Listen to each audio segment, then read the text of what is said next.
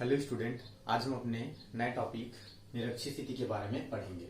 निरक्षीय स्थिति होता क्या है, निरक्षीय स्थिति किसे कहते हैं, ये देखेंगे। मैं अपने पिछले वीडियो में, है ना, चैप्टर 1 जो है उसमें निरक्षीय स्थिति किसे कहते हैं इसके बारे में मैं बता चुका हूँ। तो हम पढ़ेंगे निरक्षीय स्थिति में किसी बिंदु पर विभव का मान कितना होता है इसके बारे में पढ़ेंगे। कितना होता है उसके लिए सूत्र स्थापित करेंगे, कितना आता है ये देखेंगे।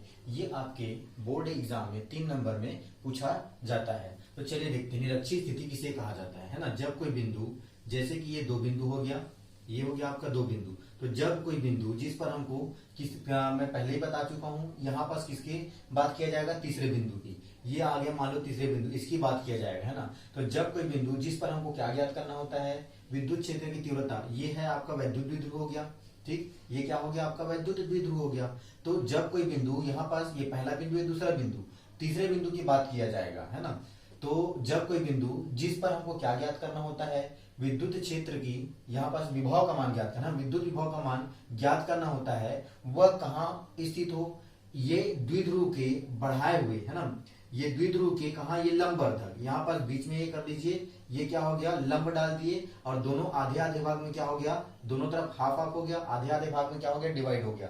तो ये कहाँ स्थित हो, लंब अर्धक पर स्थित हो। तो इसे हम क्या कहते हैं, द्विध्रुव के सापेक्ष। ये प्लस क्यू और ये माइनस क्यू, ये दोनों किसका निर्माण कर रहे हैं, द्विध्रुव का। तो इस द्विध्रुव के सापेक्ष किसमें कहा जाता है, निरक्षीय स्थिति में कहा जाता है। मैं वापस रिपीट कर रहा हूं, जब कोई बिंदु, यहाँ तीसरे बिंदु का बात किया जाएगा, जब कोई बिंदु जिस पर हमको क्या ज्ञात करना होता है, ये बिंदु P है ना, इस पर हमको क्या ज्ञात करना है, विद्युत विभव का मान ज्ञात करना है, वह कहाँ स्थित हो, ये द्विध्रुव के लंब अर्धक पर। ये हो गया आपका लंब डल गया, और दोनों जब हम इसको लंब डाले हैं ना, तो ये दोनों आधे आधे भाग में क्या हो गया, डिवाइड हो गया। इसलिए क्या बोला गया है, लंब अर्धक पर स्थित हो। तो इसे हम क्या कहते हैं, इस द्विध्रुव के सापेक्ष अक्षीय स्थिति में कहते हैं। तो चलिए देखते हैं इसके लिए सूत्र की स्थापना। निरक्षीय स्थिति में कहते हैं, सॉरी, निरक्षीय स्थिति में कहते हैं, है ना। तो हम निरक्षीय स्थिति में विद्युत विभव का मान कितना होता है इसके बारे में हम क्या करेंगे, देखेंगे। चलिए सूत्र की स्थापना करते हैं। मान के चलते हैं, माना कि ये लेके चलेंगे, मान के चलेंगे, माना कि ए और बी, ये हो गया बिंदु बी, ए और बी क्या है, वैद्युत द्विध्रुव है, जो किससे मिलकर बना है, प्लस क्यू और माइनस क्यू आवेश से मिलकर बना हुआ है ना। इसके मध्य बिंदु, किसके मध्य बिंदु, द्विध्रुव के मध्य बिंदु ओ से, इसको लेके चलोगे आप ओ, मध्य बिंदु ओ से कितना दूरी पर, कितना डिस्टेंस पर लेके चलेंगे, आर दूरी पर। आर दूरी पर एक बिंदु क्या है आपका पी है, जिस पर हमको क्या ज्ञात करना है, विद्युत विभव का मान ज्ञात करना है। चलिए अब हम इसको बी को किससे, पी से मिला देते हैं, और पी को किससे मिला देते हैं, ए से मिला देते हैं। दोनों को आपस में क्या कर दिया गया, मिला दिया गया। इस द्विध्रुव के बीच की दूरी कितना है, टोटल ए से लेकर बी तक की दूरी, द्विध्रुव की लंबाई कितना है, बोलता है 2l है ना। इसकी लंबाई कितना है, बोलता है 2l है। अब ये पूरी तक का दूरी कितना है, 2l, तो ये हाफ में डिवाइड हुआ, तो ये क्या हो जाएगा आपका l और l हो जाएगा। ठीक, इतना समझ आ गया। अब लेके चलते हैं ए पर स्थित प्लस क्यू आवेश के कारण इस बिंदु पी पर क्या निकालेंगे, विभव। तो लेके चलते हैं ए पर स्थित, ठीक है, बिंदु ए पर स्थित किसके कारण, प्लस क्यू आवेश के कारण, प्लस क्यू आवेश के कारण बिंदु पी पर विभव।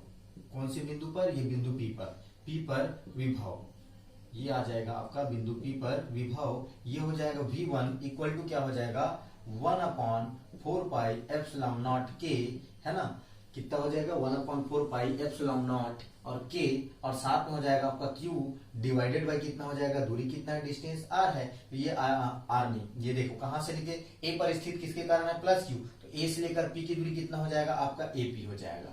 ये हो गया आपका एपी। चूंकि विभव कौन सा राशि है, अदिश राशि, तो यहाँ पास आपको दिशा दर्शाने की आवश्यकता नहीं होगी। जैसे कि हम विद्युत क्षेत्र की तीव्रता में हमको दिशा दर्शाना पड़ता था, ए से पी की ओर या बी से पी की ओर, तो यहाँ पास आपको कोई दिशा दर्शाने की आवश्यकता नहीं होगी। तो ये हो गया आपका समीकरण नंबर 1। इसी प्रकार किसके लिए निकालेंगे, बी पर स्थित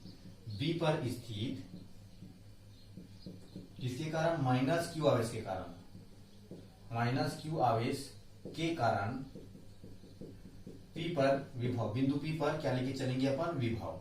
ठीक, ये आ जाएगा आपका बिंदु P पर विभव। इसको लेके चलेंगे अपन V2 से शो करेंगे। तो V2 इक्वल टू क्या हो जाएगा 1/4 पाई एप्सिलॉन नॉट K, है ना, जहां पर K क्या है, एक परावैद्युतांक माध्यम है। मतलब ये सिस्टम जो है, ये चित्र बनाया है, वैद्युत द्विध्रुव कहाँ पर रखा होगा, परावैद्युतांक माध्यम में रखा हुआ होगा। तो 1/4 pi epsilon naught K into कितना हो जाएगा Q, चूंकि किसके कारण माइनस Q, इसके कारण तो यहाँ पास क्या लग जाएगा, माइनस Q लग जाएगा। माइनस Q डिवाइडेड बाई कितना हो जाएगा, B से लेकर P, तो ये हो जाएगा आपका BP, ये हो गया आपका BP। ये समीकरण नंबर 2, ये क्या हो गया आपका समीकरण नंबर 2। अब हम लेके चलेंगे इस बिंदु P पर, क्या लेके चलेंगे, परिणामी विभव लेके चलेंगे। जैसे हम विद्युत क्षेत्र की तीव्रता लेके चलते थे, तो यहाँ पास क्या है, कोई दिशा है क्या, विभव क्या है, अदिश राशि है। यहाँ लिखोगे चूंकि विभव क्या है, अदिश राशि है।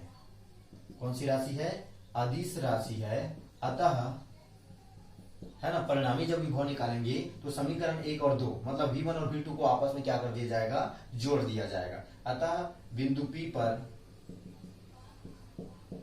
परिणामी विभव ये हो जाएगा आपका V इक्वल टू कितना हो जाएगा, V1 प्लस V2।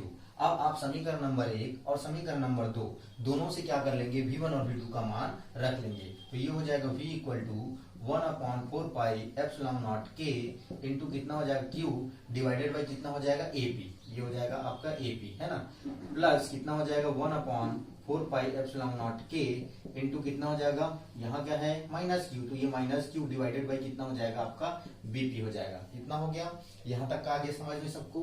अब यहाँ पास देखिएगा, है ना, ये प्लस और ये माइनस क्या हो जाएगा, ये प्लस और ये माइनस आपस में क्या हो जाएंगे, प्लस और माइनस क्या होता है, माइनस। इसको एक स्टेप और आगे कर देते हैं, ये हो जाएगा आपका 1/4 pi epsilon naught K into कितना हो जाएगा Q डिवाइडेड बाई कितना हो जाएगा AP। ये प्लस है तो ये प्लस और ये माइनस, प्लस और माइनस का गुणा क्या हो जाता है, माइनस हो जाता है। तो 1/4 pi epsilon naught K into कितना हो जाएगा Q डिवाइडेड बाई कितना हो जाएगा, BP हो जाएगा।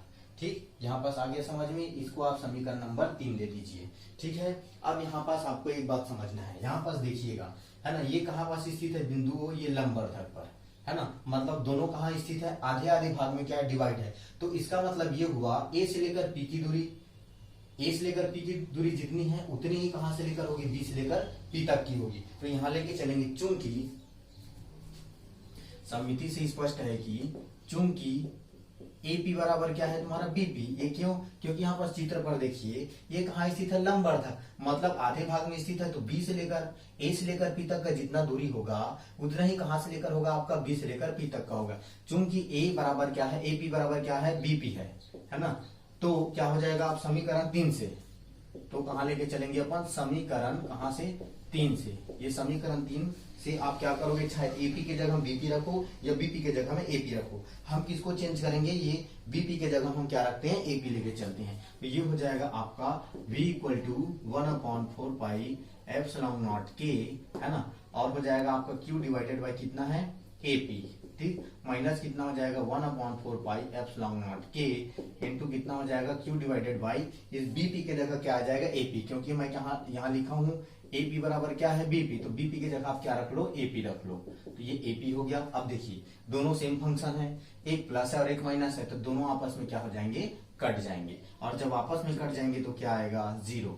तो ये आ गया आपका किसमें, निरक्षीय स्थिति में, है ना, विद्युत विभव का मान 0 होता है। ये आपका 3 नंबर में पूछेगा तो आपको ये पूरा कंप्लीट बनाना है, और यदि ये 1 नंबर में पूछता है तो सीधा एक लाइन में पूछेगा, निरक्षीय स्थिति में, है ना, किसी भी बिंदु पर विभव का मान कितना होता है। तो आपको सीधा एक लाइन में लिखना है, निरक्षीय स्थिति में किसी बिंदु पर विभव का मान कितना होता है, 0 होता है ना। ये हो गया आपका निरक्षीय स्थिति का क्लियर है। ये आपका 3 नंबर में बोर्ड एग्जाम में पूछा जाता है। आज की वीडियो में इतना ही, धन्यवाद।